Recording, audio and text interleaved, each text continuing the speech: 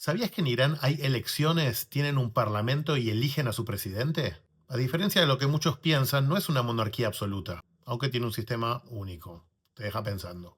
Tienen una teocracia de doble piso, donde el voto popular está sujeto a la última palabra que da el líder supremo. Pero ojo, que sea un estado religioso no significa que sea un estado atrasado. Al contrario, Irán abraza a la tecnología como una forma de soberanía.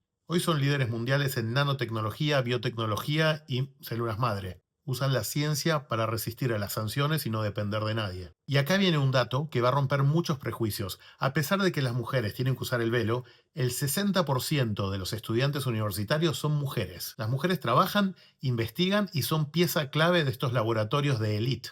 Es un país de contrastes extremos. Vive en un equilibrio tenso entre la modernidad científica y la identidad religiosa. Pero ¿sabes cómo se originó la revolución iraní? Irán, ¿era realmente más libre antes de los ayatolá? Seguramente viste estas fotos de los años 70 de mujeres en minifalda, de universidades que parecían en California, pero esto era la realidad de una pequeña élite en Teherán. Mientras el Shah Pahlavi vivía en un lujo obsceno, el 70% de la población vivía en barrios marginales, bajo la pobreza y bajo el terror de la SAVAK, una de las policías secretas más crueles de la historia. La SAVAK torturaba cualquier tipo de oposición.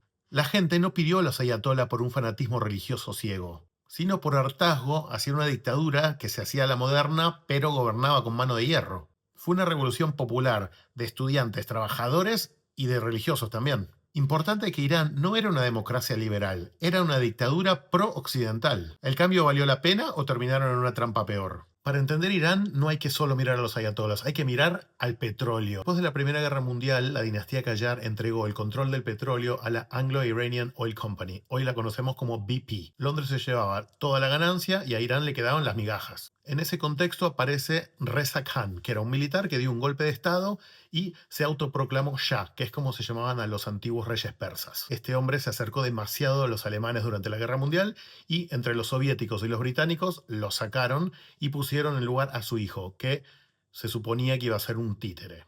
En 1951 apareció Mohammad Mossadegh, que era un líder nacionalista que fue elegido como primer ministro. Mossadegh hizo dos cosas importantísimas. Le quitó poder real al Shah y nacionalizó el petróleo.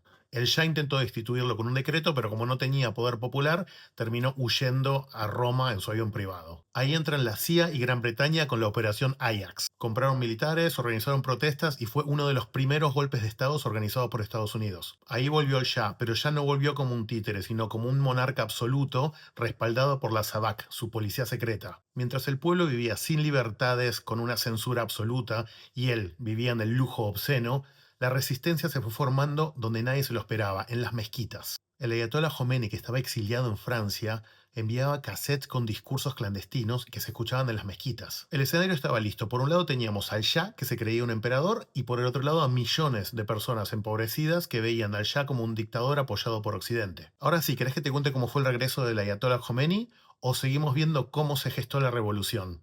Contame, te leo.